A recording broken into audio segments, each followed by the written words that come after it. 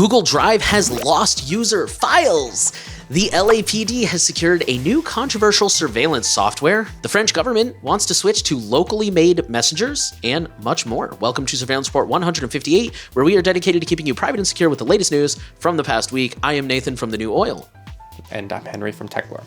We have our promo spot, which is the usual. We have Patreon. If you want to support us in an ongoing fashion and you want to get a little something in return for $5 a month or more, you can be part of the Q&A, which will come out later this week. For $10 a month or more, you don't have to listen to this segment, and you get some more of our thoughts, some more of our rants, some more of our analysis, etc.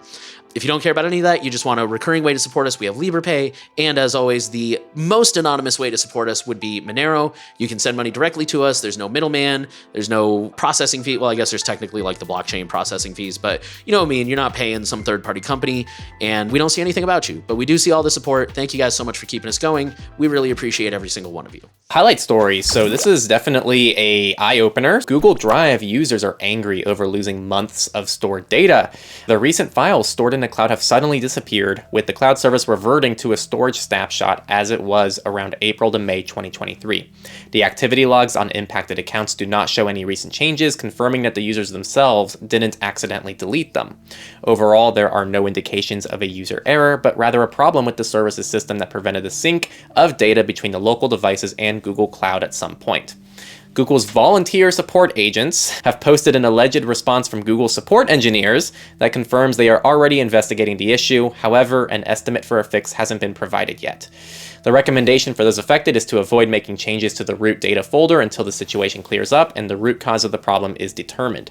In this situation, Google Drive users should refrain from changing their cloud storage as it might complicate the recovery process. Instead, your best bet would be to contact Google support, open a new case, and monitor for official updates. Until the problem is resolved, it would be more prudent to back up important files locally or use a different cloud service. Not fun. We were talking right before this how a lot of people, myself included, like to rely on cloud storage, especially from maybe a more established company, because we assume they're going to implement things and do them in a better way with more redundancy and better backups than you would yourself.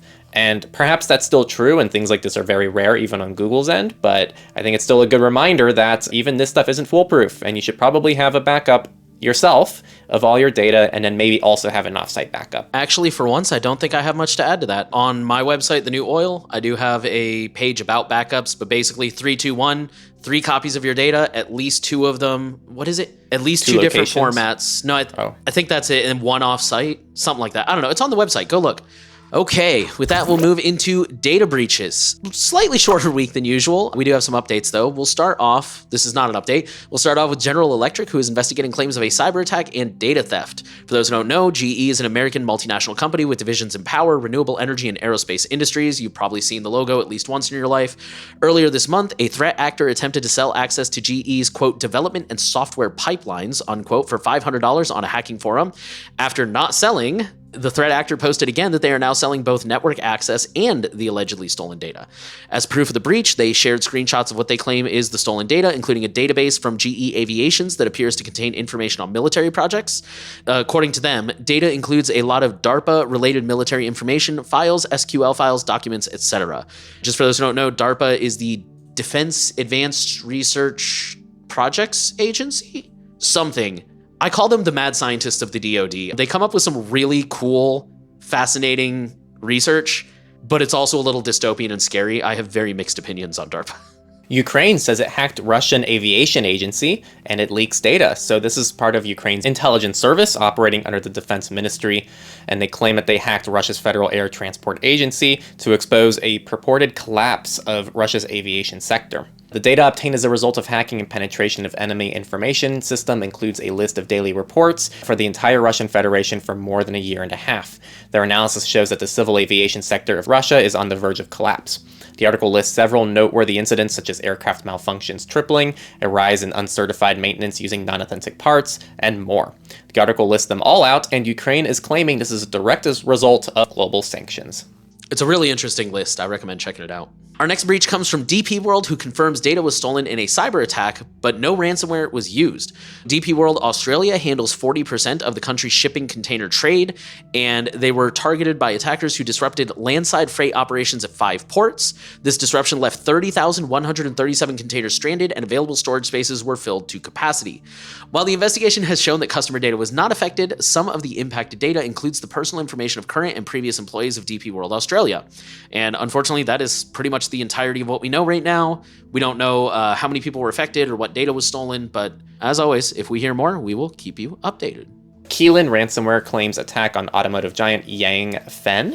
Hope I'm saying these right. I'm trying my best. Yanfeng is a Chinese automotive parts developer and manufacturer focused on interior components and employs over 57,000 people in 240 locations worldwide. The threat actors published multiple samples to prove their alleged access to the systems and files, including financial documents, NDAs, quotation files, technical data sheets, and internal reports. I didn't put it in the notes, but apparently Yanfeng is like pretty much the supplier for like every car company in the world, or like all the big ones at least. All right, Lockbit claims a cyber attack on India's National Aerospace Lab. Set up in 1959, the NAL is India's first and largest aerospace research organization. It is owned by the Indian government's Council of Scientific and Industrial Research, led by the Prime Minister, and works closely with other government entities, including the Indian Space Research Organization and Defense Research and Development Organization. Lockbit posted purportedly stolen documents, including confidential letters, an employee's passport, and other internal documents. And once again, that's kind of all we know at this time. Hacker claims theft of Shadowfax users' information. This is touted as India's largest on-demand third-party logistics platform and works with some of the biggest e-commerce and hyperlocal food delivery companies in the country. A portion of the data published in the listing claims to include mobile phone numbers, order delivery and pickup statuses, and tracking identifiers of users who received orders or processed pickups through the platform. This affected 5 million people, and it's unclear if the data was obtained directly from Shadowfax servers directly or as part of an existing breach incident. Dollar Tree hit by third-party data breach impacting 2 million people. So again, for those who don't know, Dollar Tree is a discount retail company that operates Dollar Tree and Family Dollar stores in 23,000 locations across the US and Canada. The information stolen during the attack includes names, dates of birth, and social security numbers for employees. So this appears to have only infected employees at this time. Security flaws in court record systems used in 5 US states exposed sensitive legal documents. So a tipster told Parker, who's the security researcher, that 2 US court record systems had vulnerabilities that were exposing sensitive legal filings to anyone on the web. They reported the bugs to the affected courts, but said they heard nothing back. Equipped with these findings, Parker fell down a rabbit hole investigating several affected court record systems. Parker subsequently uncovered security flaws in at least 8 court record systems used across Florida, Georgia, Mississippi, Ohio, and Tennessee. And the first document that they ran across was an order from a judge in a domestic violence case. The order was to grant name changes for children to basically keep them safe from the spouse. Speaking about reproducing the first vulnerability, immediately my jaw just went to the center of the earth and stayed that way for weeks. The bugs vary by complexity, but could all be exploited by anyone using only the developer tools built into any web browser.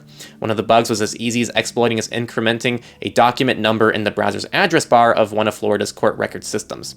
Another bug allowed anyone automatic passwordless access to a court record system by adding a 6-letter code to any username, which Parker said they found as a clickable link in a Google search result. With help from Vulnerability Disclosure Center, CERT-CC, and CISA's Coordinated Vulnerability Disclosure Team, Parker shared details of 9 total vulnerabilities with the affected vendors and judiciaries in an effort to get them fixed. What came back was a mixed bag of results. 3 technology vendors fixed the bugs in their respective court record systems, but only 2 firms confirmed to TechCrunch that the fixes took effect. The vast majority of places either ignored her or gave a generic response with no information, and one even vaguely threatened to sue her. The full article should be read. It's full of information and hard to summarize, and it will make your jaw drop for weeks to the center of the earth as well. Now we got a few updates. The first one comes from the British Library, who confirms that customer data was stolen by attackers, and their outage is expected to last months.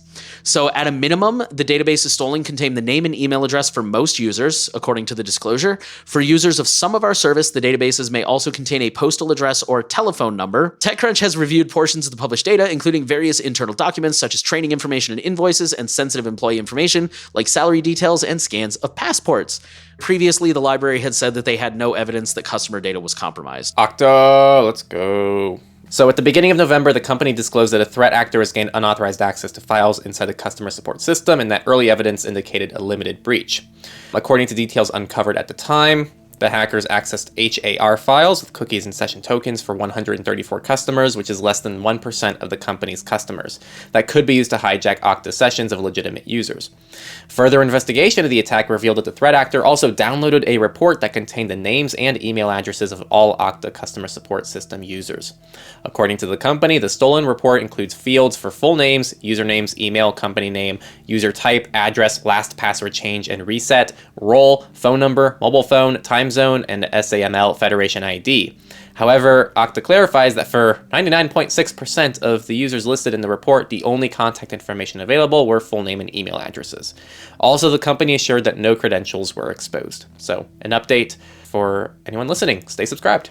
And our last update comes from 23andMe, who says that attackers accessed, quote, significant number of files about users' ancestry. In a new filing with the U.S. Securities and Exchange Commission published today, the company said that based on its investigation into the incident, it determined that attackers had accessed 0.1% of its customer base, contrary to the, what they say, like 4 million or something like that. According to their annual earnings report, 23andMe has more than 14 million customers, so 0.1% would be around 14,000. But the company also said that by accessing those accounts, the attackers were able to access, quote, a significant number of files containing profile information about other users' ancestry that such users choose to share when opting into 23andMe's DNA relatives feature, unquote. The company did not specify what a, quote unquote, significant number of files is, nor how many of these, quote unquote, other users were impacted. 23andMe did not immediately respond to requests for comment, which included questions on those numbers. All right, and now we're going to go into companies, and we just have one story, which is Meta designed products to capitalize on teen vulnerabilities, states allege. An internal 2020 Meta presentation shows that the company sought to engineer its products to capitalize on the parts of youth psychology that render teens predisposed to impulse, peer pressure, and potentially harmful, risky behavior. And it's not regulators or critics who think Instagram is unhealthy young teens. It's everyone from researchers and academic experts to parents. The blueprint of the app is inherently not designed for any age group that don't have the same cognitive and emotional skills that older teens do.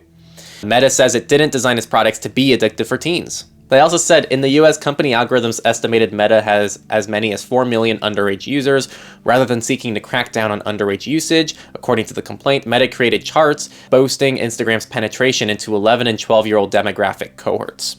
The unredacted material also includes allegations that Meta's chief executive Mark Zuckerberg instructed his subordinates to give priority to boosting its platform's usage above the well-being of users. That was all we had for companies, so we're going to go into research. We just have one story from research. It says the largest study of its kind shows outdated password practices are widespread. I'm going to sum it all up in this one sentence right here. The researchers' method of inferring password policies succeeded on over 20,000 sites in the database and showed that many sites permit very short passwords, specifically about 75% allowed less than 8 characters, 12% didn't have a minimum length at all. They do not block common passwords, 28%, and they use outdated requirements like requiring complex characters. The whole article is worth a read. It's pretty interesting, but that's kind of the gist of it. Over to politics. U.S. judge blocks Montana from banning TikTok use in the state. So Montana was trying to ban TikTok for some reason, and a U.S. judge late on Thursday blocked Montana's first-of-its-kind state ban on the use of short video sharing app TikTok from taking effect on January 1st, saying it violated the free speech rights of users. It issued a preliminary injunction to block the ban on the Chinese-owned app, saying the state ban violates the Constitution in more ways than one and oversteps state power. Our next story says the LAPD, Los Angeles Police Department, for those who don't know, is using controversial mass surveillance tracking software. The company that provides the software, called Weblock, is Cobwebs Technologies. The company was founded by 3 Israeli Defense Force veterans in 2015. They have previously sold contracts to the IRS and the Texas State Police. Each contract costs about $200,000 per year. The LAPD contracted with the firm in October 2022 and plans to use this technology for a full year before auditing its use and compiling a report. Cobweb Systems has 2 main platforms. The first is called Tangles, which the company previously described in a now deleted press release, which that links to a web archive link if you want to go read it, as a web intelligence platform that allows users to search the open web, social media, dark web, and deep web. Tangles can be AI enabled with image recognition, face recognition, optical character recognition capabilities, natural language processing, and more, according to the release. The second, called Weblock, with another now deleted web page on Cobweb's website described as a location intelligence system. Weblog provides access to vast amounts of location-based data in any specific geographic location. This allows users, law enforcement in the case of Texas State Police or the LAPD, to track individuals' geolocation data. Weblog offers deep analysis of geofences and threat actors' location history and detailed data discovery, as well as live data updates and real-time alerts about changes in an individual's location. This is a very, very long article, so I just kind of tried to pick out like relevant pieces here. A U.S. Navy bid request for Weblog listed a person's device type, gender, age, interest, geolocated IP address, and mobile advertising IDs as available information to, quote, enhance target identification and tracking. The communications published by the Brennan Center suggests that the LAPD initially could not afford the subscription price, but that it planned to obtain the necessary funding through a grant from the Department of Homeland Security dedicated to increasing urban security. The LAPD's Public Information Office told Vice in an emailed statement, quote, the Los Angeles Police Department utilizes Cobweb's technology platform to consolidate open source, publicly available information, and commercially available anonymized data in relation to criminal investigations. These investigations include serious felony crimes such as murders, robberies, etc., along with threats to public safety such as mass shootings and critical infrastructure. Cobwebs greatly aids the LAPD in these investigations and acts as a force multiplier in the processing of this pertinent and lawfully obtained data. The statement continues, this technology is extremely limited in its deployment and usage. The LAPD has implemented an oversight, audit, and review process with its usage of the Cobwebs Technologies platform, unquote. We have another big story, and I'm going to condense this because you can read more details. I'm going to simplify this, though. Pretty much the Prime Minister of France signed a circular last week requesting all government employees to uninstall foreign communication apps like Signal, WhatsApp, and Telegram by December 8th in favor of a French messaging app named Ovid. This is something that supports end-to-end encryption, uses a decentralized infrastructure, doesn't require a phone number or any other personal data for registration, and so it's seen as a more trustworthy option that includes all the key features of its more renowned and widely used competitors.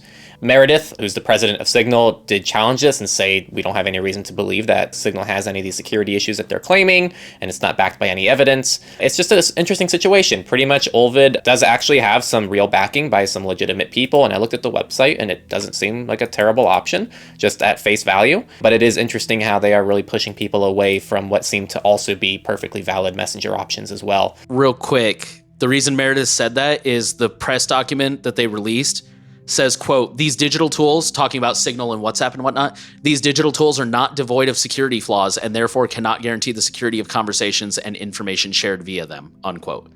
So that's why she's like, bro, what security flaws in Signal are you talking about? But on the Ovid's end, there are people who are also criticizing them. And so there are journalists saying that not everyone agrees with the PM's instruction. And they revealed that during the conversation with the French Digital Department, they expressed dissatisfaction with the directive, finding the promotion of Ovid excessive while also conveying that Signal is an acceptable platform. And someone said they personally criticized the app when they first heard about it 2 years ago. Huh? That's me. That's my Oh, note. That's you. I thought that was part of the article. Because when I read that note, when I read the name of that app, I was like, this rings a bell. I found a comment that I posted on Reddit like 2 years ago when somebody posted about this app. Well, if you want to share any thoughts, definitely go for it. Oh, I noted that on their website, they had these exaggerated claims like they were the most secure messaging app in the world and other messengers require access to your data, which isn't always true. And they had a contradictory privacy policy where they were like, you know, we never see any metadata, but also we collect IP addresses. And for the record, that was 2 years ago, so take it with a grain of salt. They do have a web version, which is pretty cool. They also charge $5 a month, so I'm sure that there's absolutely no lobbying going on here. There's no like conflict of interest. It's just coincidence that they said stop using Signal and use this app that's definitely going to require everyone to pay for it. All right. There is a free version, but it's fairly limited. You can't even do outbound audio calls with the free version. Our last political story comes from Australia, where an Australian privacy watchdog refuses to investigate employer that allegedly accessed workers' personal emails. The Australian Information Commissioner refused to investigate an employer that allegedly accessed an employee's personal emails on the grounds that the information was accessed on the employee's work laptop. So this employee was suspended from his job at a mining industry company called Mercus in June of 2019 and was ordered to surrender his work laptop. I'm not even going to try to pronounce this person's name. Had used his laptop for personal activity, including saving his passwords for online banking, emailing from his personal account, and accessing his online cloud storage. In a complaint to the Information Commissioner made in 2019, he alleged that his iCloud and personal email accounts had been accessed by his employer. He said that he had received a letter from his employer after he was suspended, accusing him of working on personal projects and contacting rivals during working hours. He was suspended on that basis, but he claimed that his employer could have only known that by reading the contents of his personal emails and accessing information from his iCloud account. The employer told the Information Commissioner that the information investigated by the company had been stored on a company laptop, which was in line with company policy. The employee claimed that the company did not have a policy on storing personal information on company computers, or if it did, it wasn't used in his 5 years of working in the company's IT department. The company denied it had used personal information saved on the laptops to access his online accounts and provided IT policies dating back to 2013. A delegate for the commissioner in September 2021 informed the employee that the employer had not interfered with his right to privacy due to the employee record exemption of the Privacy Act. He also said the employee handbook stated that all data created, stored, or transmitted on systems amounted to a work product. And quoting what the delegate said, "I consider that you were aware the work computer was not your private property and that any data saved to the computer may have formed part of your employee records as it was subject to routine monitoring and review. The employer does not require your consent to access or use the equipment that it issued to you to perform your employment duties. As the computer was a tool that the respondent provided to you to carry out your employment duties, it remains the property of the employer." David Vale, the privacy and surveillance stream lead at the University of New South Wales and Allen's Hub for Technology, Law and Innovation, that's a mouthful, said that the judgment is unhelpful for settling the law on this point, a consequence of the fact that a victim can't directly litigate their legal claim, and that, as the court confirms, at the present, Australians still thus don't have a right to privacy, only a right to complain to a regulator who can, as this judgment confirms, take advantage of a wide range of justifications to do nothing if they feel like it with minimal court oversight. So basically he's saying, like, I was hoping this would go to court so we would have a legal precedent on whether or not people have a right to privacy in this situation, and it's a bummer that it didn't go to court. Open source, FOSS stories. Firefox for Android is getting over 400 more extensions in December, which is super exciting because they kind of temporarily almost got rid of extensions for Android and have been slowly bringing that back. That launch will arrive on December 14th, and technically Firefox already supports extensions, but the library is pretty limited, and with this new update, Firefox users will get a lot more options as developers will have a route to port desktop extensions to Android. Mozilla has an online workshop for how to develop and or port their extensions for any of you who are building extensions. And the second FOSS story is pretty straightforward. Proton Pass Plus plan now includes the Proton Sentinel High Security Program. Title really says it all. So Proton Sentinel is their additional security. It's opt-in, for the record. You're not opted in by default. You have to go opt into it.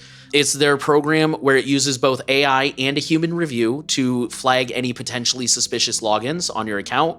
Firewalls Don't Stop Dragons, I think, has a whole episode where they talk about... No, it's a recent episode where he interviews Andy Yen from Proton, and they do talk about it in there. It's not the whole episode, but they do talk about it. How does it work, etc. So if you want to know more, I definitely recommend checking that out.